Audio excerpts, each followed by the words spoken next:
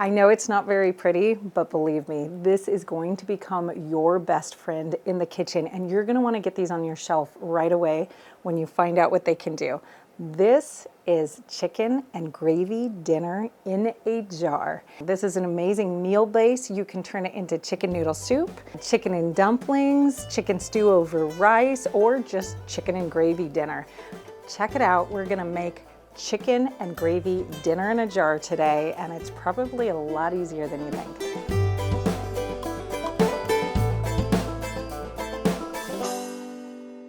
This is one of my favorite meals in a jar, and this is the chicken and gravy dinner in a jar. Now, when you're canning, you can't safely can a gravy because you don't want a thickener in there when you're pressure canning, but you can make a base that's super easy to thicken on the other side. I think you're gonna be amazed how quick this is to make up into one of many amazing dinners. So let's go out to the garden, let's go grab some ingredients. As I was going up to the garden, I was coming through the cottage garden, and you guys have gotta see what I just found. Check out this pumpkin that is growing into the fence. Isn't he huge? For this recipe, we're gonna need a handful of carrots. Look at these, don't they look so good? And we're gonna need some potatoes. So we haven't harvested them yet, but they are ready and they're dyed back.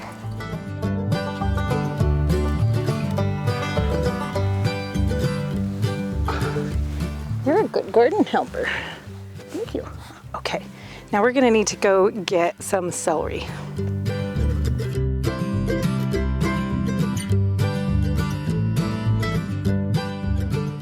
Here's the celery, and it is definitely ready to be harvested. And last but not least, we're gonna need an onion. Those have already been harvested from the garden, and they are already curing in our curing spot in the barn. Okay, I think 3 onions should be plenty. Hi, Livin'. The goats want some onions. Okay, we're ready to go into the house, get this all cleaned up, and get into the kitchen. I've brought my vegetables in, and I've gotten them all washed up and trimmed up. And for any of the root vegetables, I've gotten them peeled. So the carrots are peeled, the potatoes are peeled. Obviously the onions are peeled, we've got to do that anyways. But anything that's down in the ground, it's really important to peel them when you're canning. That way you reduce the possible bacterial load that's in there. Botulism spores live in the ground, they live in the dirt. So when we bring food out of the dirt, we just wanna make sure to get them really, really clean so that we're not accidentally putting anything in our jars to begin with. It just really helps to keep everything nice and safe. First of all, before we prep these ingredients any further, I have my canner filled with 2 inches of water, and I have my clean, ready jars in there. Today I'm using 6 to 7 quart-sized jars, but you could also use pint-sized jars if you don't want as high of a quantity or as much food in each jar. Okay, let's talk about the ingredients that we need. Now, this recipe is coming out of the all-new Ball Book of Canning and Preserving. It is a great book, and it has a lot of really good options for meals like this. This is a raw pack meal, which means we don't need to cook these ingredients before we put them in the jar and get them into the canner. That makes this really, really fast and really easy to get your food into the canner and running. So I love these raw pack meals, and they have a really nice selection of them in here. We are making one allowable difference in that recipe, and you'll see when I go along that we're going to add the carrots in, which is absolutely fine. We're keeping all the ratios the same. We're just gonna reduce the amount of onions and celery just a little bit and add some carrots in. We will need a final amount of 6 pounds of chopped chicken. Now it can be chicken breast, it can be chicken thighs, but you do want boneless, skinless, and you do want it cut into nice chunk-sized pieces. We want about 3 cups total of potatoes. So this is more than I'm gonna need, but we'll just use it for dinner. We'll use it for something else. We'll want about 2 cups of chopped onions, 2 cups of chopped carrots, and 2 cups of chopped celery. For the seasoning, we're going to use 6 teaspoons of a good quality salt. It does not have to be a canning salt. It can be whatever your favorite salt is that you use for food in your house. We need 3 teaspoons of a freshly ground cracked pepper. Go with freshly ground, it tastes so much better. And then 6 teaspoons of a poultry seasoning or any other seasoning that you would like to put in this dish. For a little bit of added acid and some great flavor, we're gonna use 3/4 cups of a dry white wine. Now, don't worry, if you're not excited about having the wine in there, the alcohol itself is gonna be pretty much non-existent by the time that this is all done. This is an absolutely fine meal for kids to eat. We're just gonna cook that alcohol right out. If you choose not to use the wine, however, you do need to use something that has some acid to it.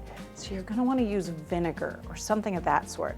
It's gonna drastically change the flavor. So I recommend just going ahead and using the white wine for this. We do need some chicken broth. It's really hard for me to tell you how much chicken broth you are going to need for this recipe because that really depends on how well you pack your jars.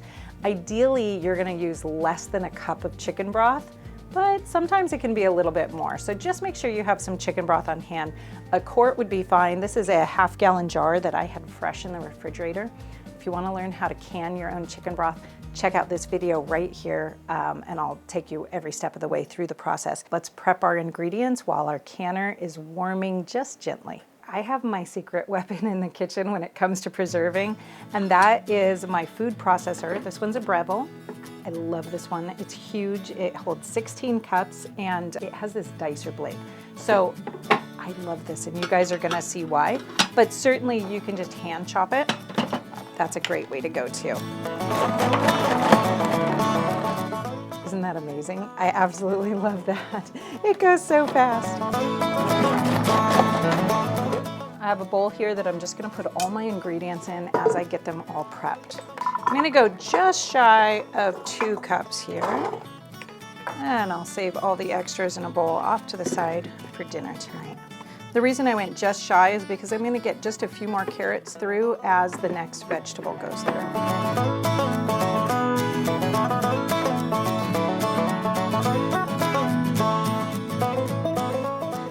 I promise I'm not crying because I don't like canning. These are tears of joy from meals being on my shelf or just from the onions.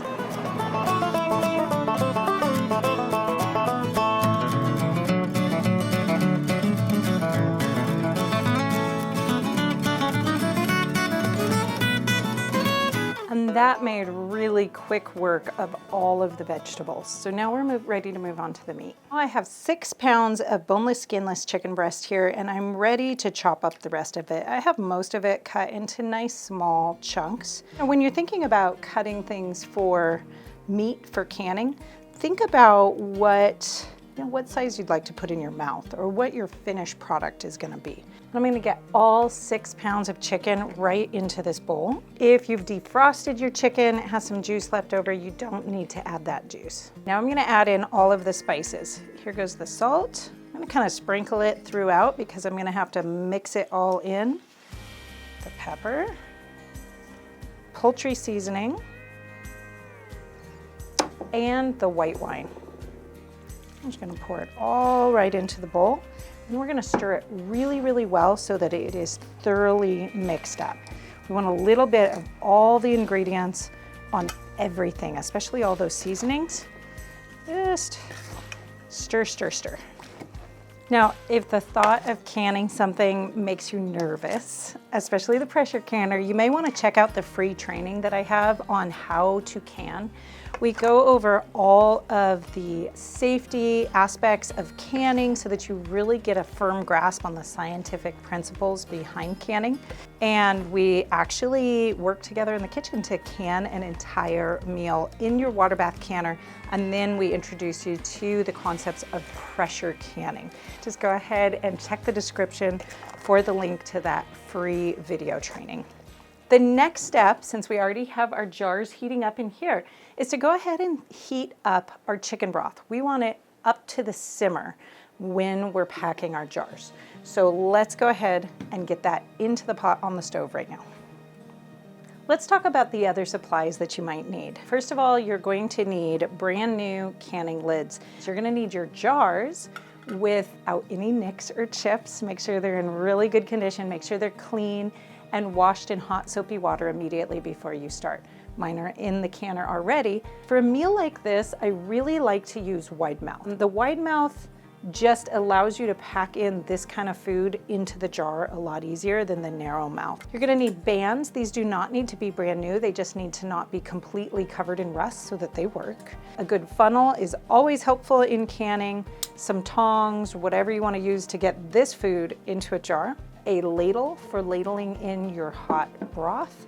And I love this tool. It's kind of a silly little tool. You don't actually need a specific tool for it, but it is a bubble popper and headspace measure. If you need to measure how much headspace you have inside your jar, that means the level that your food comes up to inside your jar. That's handy, but this side also acts as a really great bubble popper to make sure you don't have big spaces in your jar in between your food. You're going to need a pressure canner, and it needs to have a rack in it. You cannot use your Instant Pot. You cannot use a electric pressure cooker. You can't use a manual pressure cooker. You need to use an actual pressure canner, and you need to make sure that if you're using the dial gauge, with this part right here, that you've had this tested at your county extension, university extension office. Make sure that it's reading correctly. If you don't want to go through that hassle, then you can use a weighted gauge on this side. Make sure you use one that's actually made for your canner, and that will make sure that you're canning at the correct pressure and safely canning all the time, whereas the dial gauge can go wrong. So you want to make sure to either have this tested or be using one of these instead. And don't forget that you need to have good jar lifters. This is really important when you're canning. Always make sure you have a jar lifter and backup jar lifters just in case these break. I've had it happen, and it's a great way to learn a lot of creative ways to break jars. The jars are nice and warm, so I'm ready to go ahead and pull them out of the canner.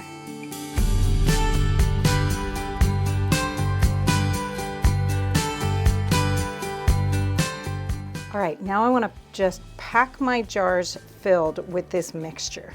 Now ideally, you'll get enough in here, packed in here so well that you won't be able to fit more than just a couple tablespoons of broth in here. We don't want to fill it any more than about 1 inch below the rim. So we only want to get to right about here. You can see I'm kind of pressing down as I go, just making sure I'm filling any little gaps that could possibly get in there. While this chicken is going in raw into these jars, because it's going to be in the pressure canner for about 90 minutes of processing time, it is going to just cook, and it's going to simmer in its own juices and in that broth and in these seasonings.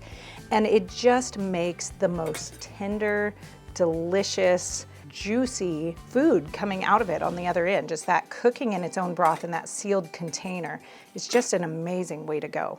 Now our next step is to ladle over the hot broth.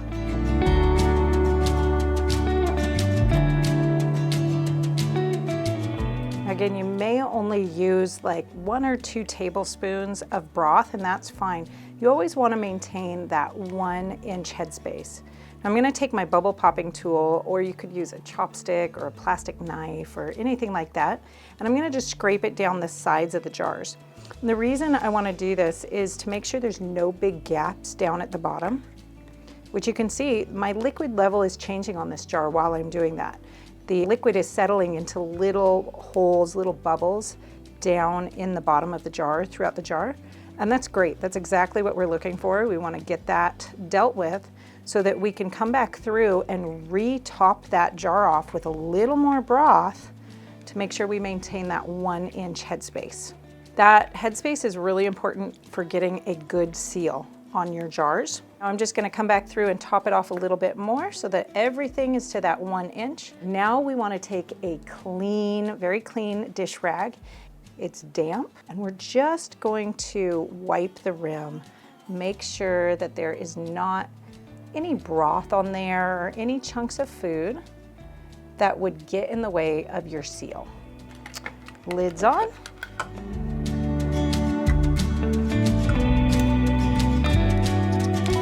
bands on. Make sure you don't put your bands on too tight, just finger tight. And we're ready to put the jars into the canner.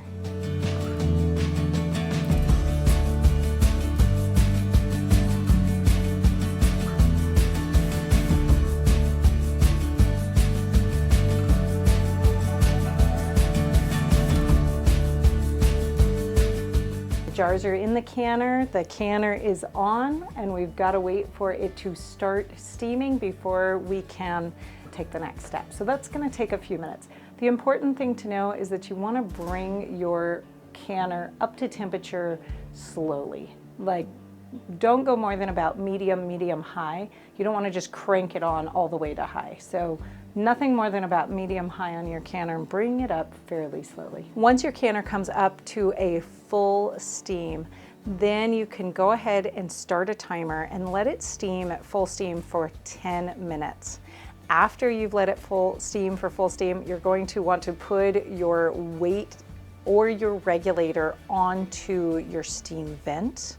Make sure if you're using it as a weighted gauge that you have it dropped onto the correct amount of pressure for your elevation. Yes, you have to do it differently per your elevation. You can check out the blog post in the link below so that you can see the chart for what pressure you should be canning at your specific elevation. Once you have that gauge on and in place, then you are ready to go ahead and bring your canner all the way up to the full temperature. My canner's just come up to full pressure. For me, that's 15 pounds of pressure because of where I live elevation-wise, but you can tell that it's come up to pressure because of the jiggles. When it starts jiggling with a canner like this, 1 to 4 times every minute, then I'll know that I'm at full pressure. As soon as you get to full pressure, then it's time to go ahead and start your timer. If you're canning in quarts, you're gonna set your timer for 1 hour and 30 minutes. If you're canning pints, then you can set it for 1 hour and 15 minutes. As soon as your timer goes off, go ahead and turn off your heat and then let your canner sit and cool all the way down to 0 without doing anything to it. Don't remove the weighted gauge, don't do anything. Let it cool all the way down until it comes to 0 pressure on your dial gauge, or until there's no pressure when you very lightly touch your weighted gauge. My timer just went off and the canner has been going for 90 minutes, so we're letting it go ahead and cool all the way down. But in the meantime, I wanted to show you guys what you could do with the jars of food. So here are some that I had canned the other day. These didn't have the carrots in it, but they had everything else. So let's jump into what to do with your jars of food once you have it canned. The first thing that you can make with this is just super easy. This is just the chicken and gravy dinner. You can see there's a little bit more broth in here now than what we started with. That's because the liquid actually pulls out of the chicken and it creates its own amazing juice. Oh, this smells so good. You could literally just dump this into a pot, heat it up, and eat it just like that. But we're gonna take this a step further. We're gonna go ahead and dump this into a pot. And then while it's still cold, I'm gonna stir in 2 tablespoons of flour. I'm gonna have to really work with this to get it stirred in all the way, but you really want it completely wet. You don't want any lumps. Don't turn your heat on until you have this all the way stirred in. Now turn your heat on and bring this up to a simmer, and it's gonna thicken up into an amazing gravy really quickly. This has just taken a few minutes to heat up and it is already nice and thick. I mean, this is chicken and gravy dinner in a jar. 5 minutes, you guys. This is just amazing and it smells so good. I'm gonna go ahead and turn it off. You could eat this just as is. You could put it over rice. You could put it over just some egg noodles here. This is just some egg noodles that I had on hand. Cooked it up really fast, and you can see, you can just pour it right, oh, I wish you could smell this. This just smells like the most amazing comfort food right here. 5 minutes to dinner. Oh my goodness. And that's just only one of the things you can do. Let's look at something else. Once you get this nicely thickened up, you can go ahead and add in some more chicken broth. Now you can use canned chicken broth. This is just chicken broth from the refrigerator. And I'm just gonna put that right on over it. Just add as much as you want. Give it a good stir. And I'm gonna add some more egg noodles right to here. And you have a chicken noodle soup ready to go. This is, oh, so delicious. Again, it just smells so good. If you wanted to, you could put some fresh greens in here. That's how I usually like a chicken noodle soup. Just toss in some fresh spinach or something right at the end and let it wilt down. And you have a ready to go chicken noodle soup in just a few minutes. But there's one more thing. Actually, you could probably make a ton of different things with this, but I want to show you another family favorite right here. Now this is going to quickly become a family favorite in your house. It is in mine. So this is comfort food, like, oh, quick, easy, and absolutely amazing. So I'm going to actually put in 2 quarts of chicken and gravy dinner in a jar into my pot here. And I'm gonna thicken it, which means I'm gonna need 4 tablespoons of flour for this particular dish. Again, we're gonna wanna mix the flour in while it is still cold. If you wanted to make this just a little bit easier and you had broth on the shelf, you could mix the flour into cold broth and then pour it over it if you don't mind it being just a little bit brothier than this.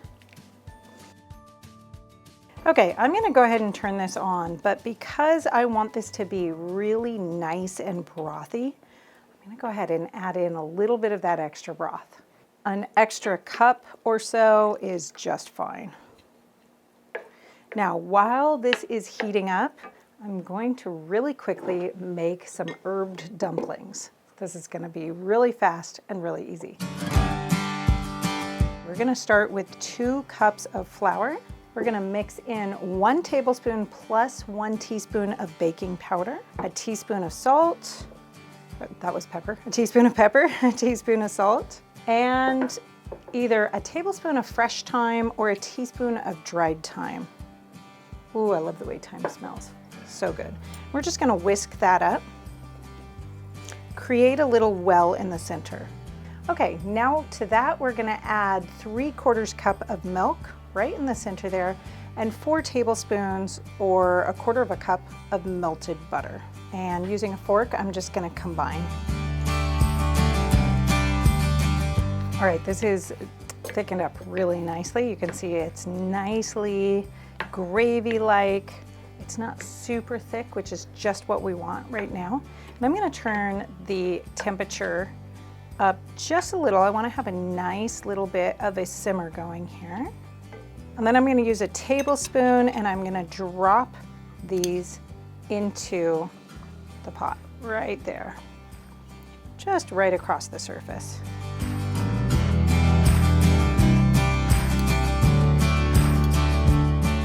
Now, if you want, you can crowd all the rest of this dough into the pot. I don't like crowded dumplings, so I am going to go ahead and save these and just make some biscuits out of them really quickly that I cook in the oven. And I'm going to put the lid onto the pot. I'm gonna let it cook on for just a couple minutes, and then I'm gonna turn it off and let it sit and steam for several minutes. So about 5 minutes on, and then about 10 minutes with the lid on. All right, while we're letting our dumplings cook, the pressure canner has finished its processing and it's cooled all the way down. I've removed the pressure regulator over here, and then it sat for 10 minutes to cool all the rest of the way down, totally release the pressure. So we're ready to open up the pressure canner and remove the jars. Now I've got a towel sat out on the counter all ready to go.